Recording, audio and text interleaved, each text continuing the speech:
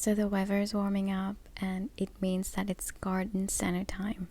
I actually went there for one reason only, and that's to look for a Rodal from David Austin. Mine died this past winter. I couldn't find any, and they said that it's probably not going to be on their list this year. But I love this place so much. It's so peaceful. I can't help but wander around and spend like a couple hours there. I also want to buy pretty much everything that I see.